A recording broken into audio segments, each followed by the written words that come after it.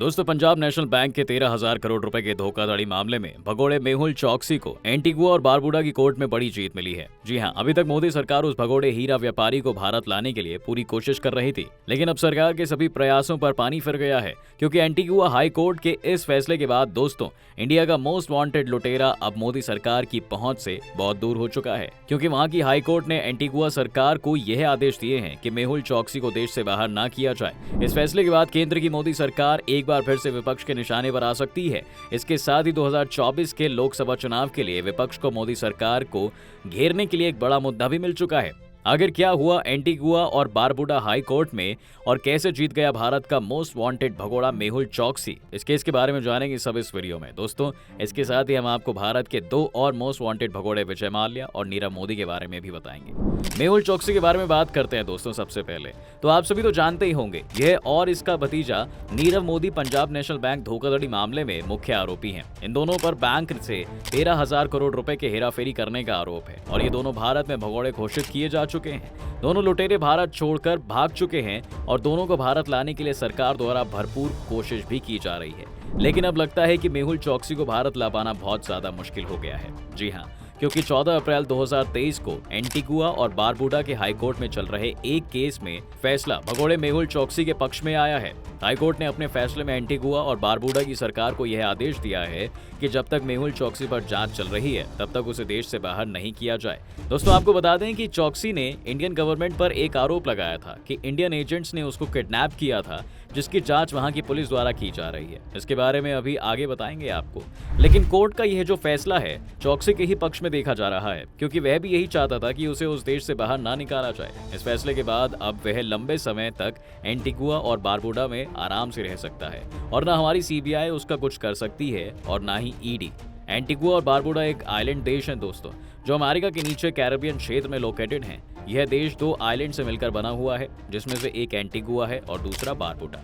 तो इसी देश की नागरिकता को लेकर मेहुल चौकसी 2018 से ही यहीं पर रह रहा है। भारत में इसके खिलाफ धोखाधड़ी, विश्वासघात जैसे कई आपराधिक मुकदमे चल रहे हैं, लेकिन यह कभी कोर्ट में पेश नहीं हुआ है। जब उसे पेशी के लिए बोला जाता है तो वह अपने खराब स्वास्थ्य का हवाला देकर वीडियो कॉन्फ्रेंसिंग के थ्रू ही वहीं से हाजिरी दे देता है। भारत सरकार उसे लंबे समय से भारत लाना चाहती है, लेकिन वह अभी तक बचता चला आया है और अब तो उसका इंडिया आना और भी मुश्किल हो गया है।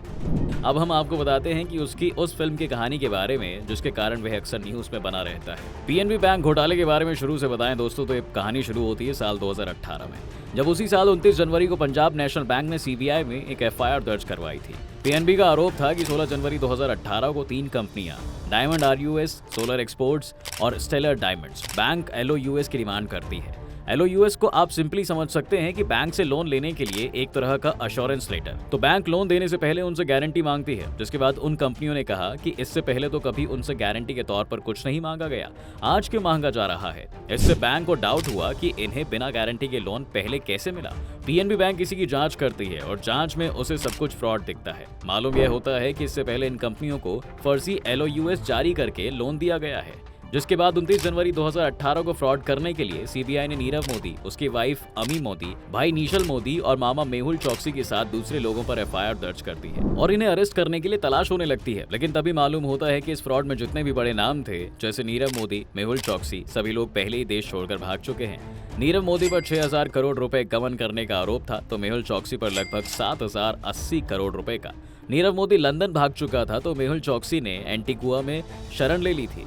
इसके बारे में जब और भी जानकारी निकाली गई दोस्तों, तो पता लगा कि मेहुल चौकसी ने नवंबर 2017 में ही एंटीगुआ की नागरिकता के लिए अप्लाई किया था। वहां की नागरिकता पाने के लिए उसने सिटीजनशिप इन्वेस्टमेंट स्कीम के तहत $1 लाख की इन्वेस्टमेंट भी की थी।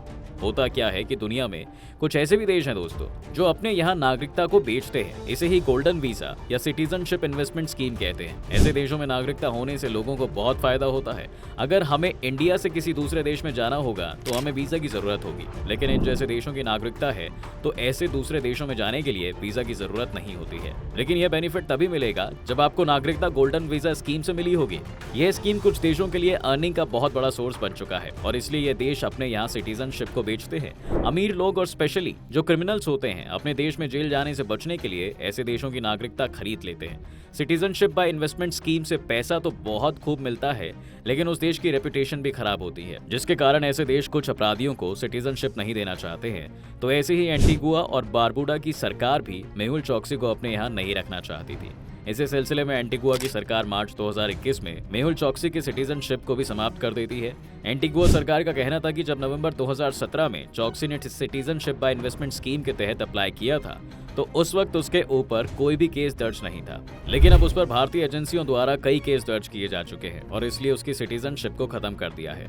अपनी नागरिकता खत्म होने पर भगोड़ा मेहुल चोकसी एंटीगुआ और बारबुडा की हाई कोर्ट में वहां की सरकार के फैसले के खिलाफ अपील करता है और उसी केस में हाई कोर्ट का फैसला अप्रैल 2023 में आया है, जिसमें उसे एंटीगुआ से एक्स्ट्राडिएट ना करने का आदेश था। लेकिन दोस्तों, मेहुल चोकसी को यह लगने लगा था कि एंटीगुआ और बारबुडा की सरकार उसके खिलाफ है, इसलिए वह भी एक फिल्मी प्लान बनाता है। वह प्लान था इंडियन एजेंट्स द्वारा खुद को किडनैप होने की एक फिल्मी कहानी का। 23 मई 2021 को अचानक एक खबर आती है कि मेहुल चोकसी एंटीगुआ और बारबुडा देश से गायब हो गया है और फिर अगले दिन यानी कि 24 मई 2021 को खबर आती है कि मेहुल चोकसी डोमिनिका देश में देखा गया है। डोमिनिका भी एक कैरेबियन आइलैंड देश है जो एंटीगुआ और बारबुडा से करीब 200 किलोमीटर दूर है। डोमिनिका देश में मेहुल चोकसी पर आरोप लगता है कि वह अवैध तरीके से देश की सीमा में घुस आया है, जिसके बाद उसे पुलिस कस्टडी में लिया जाता है। दोस्तों, होता क्या है कि अगर कोई भी गलत तरीके से किसी देश में एंटर करता है तो उसे पुलिस पकड़कर उसके देश में डिपोर्ट कर देती है, यानी उसकी स्वदेशी वापसी हो जाती है। लेकिन अब डोमिनिका सरकार के सामने समस्या ये आ रही थी उसे किस देश में अब डिपोर्ट किया जाए, क्योंकि मेहुल चोकसी कह रहा था कि वह एंटीगुआ और बारबुडा का सिटीजन है, जबकि एंटीगुआ की सरकार कह रही थी कि उसे सीधा इंडिया डिपोर्ट करो, वह हमारा नागरिक नहीं है। लेकिन बाद में डोमिनिका सरकार उसे एंटीगुआ और बारबुडा देश ही भेज देते हैं, क्योंकि उस वक्त उसके पास वहां का ही पासपोर्ट था। लेकिन दोस्तों, कहानी अभी बाकी है, क्योंकि अभी हमने उसकी किडनैपिंग की कहानी को तो बताया ही नहीं। मेहुल चोकसी कोर्ट में मजिस्ट्रेट के सामने ये कहता है कि उसे इंडिया के रॉ एजेंट्स द्वारा किडनैप करके डोमिनिका लाया गया था और उसके साथ मारपीट भी हुई थी। वहीं पर उसके वकील का कहना था कि उसे हनी ट्रैप में फंसाया गया था और फिर जिसके बाद उसे डोमिनिका लाया गया ताकि उन्हें आसानी से डोमिनिका से इंडिया डिपोर्ट किया जा सके। वकील ने यह भी आरोप लगाया कि इस साजिश में इंडिया और एंटीगुआ दोनों ही सरकारें शामिल थी। तो यह थी मेहुल चोकसी और उसके वकील की किडनैपिंग स्टोरी, और इस स्टोरी को सपोर्ट किया था डोमिनिका के ही ऑपोजिशन लीडर लेनॉक्स लिंटन ने। जी हाँ, इनका कहना था कि बिजनेसमैन मेहुल चोकसी को किडनैप करवाने में इंडिया की सरकार, एंटीगुआ की सरकार और डोमिनिका की सरकार, तीनों सरकारें शामिल थीं। यह भी खबर आई थी कि मेहुल चोकसी के भाई ने डोमिनिका के ऑपोजिशन लीडर लेनॉक्स लिंटन से डील की थी कि वह उसके भाई की किडनैपिंग वाली स्टोरी को सपोर्ट करे, जिसके बदले इलेक्शन के दौरान उसका पूरा खर्चा उठाया जाएगा।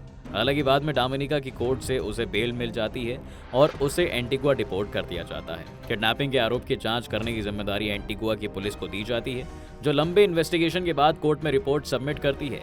पुलिस की रिपोर्ट में कहा गया दोस्तों कि मेहुल चोकसी की किडनैपिंग वाली स्टोरी सही है। इस रिपोर्ट के आधार पर एंटीगुआ की कोर्ट ने मेहुल चोकसी को ना डिपोर्ट करने का आदेश दिया है। और इतना ही नहीं दोस्तों, इंटरपोल यानी कि इंटरनेशनल पुलिस, जो साल 2018 में मेहुल चोकसी के खिलाफ रेड नोटिस जारी किया था, उसे भी हटा दिया गया। हालांकि इंटरपोल के इस डिसीजन को भारत सरकार ने अपोज किया था। तो दोस्तों, ये अब कहा जा सकता है कि लगभग 14,000 करोड़ के धोखाधड़ी मामले में आरोपी मेहुल चोकसी की मुसीबत धीरे धीरे कम होती जा रही है और वह भारत के पहुंच से दूर होता जा रहा है। इस वीडियो में इतना ही दोस्तों। इसी तरह के वीडियो पाने के लिए हमारे चैनल को सब्सक्राइब करना ना भूलें और साथ ही बेल आइकॉन को भी प्रेस कर देना, ताकि चैनल से संबंधित सभी अपडेट आपको तुरंत मिल जाएं।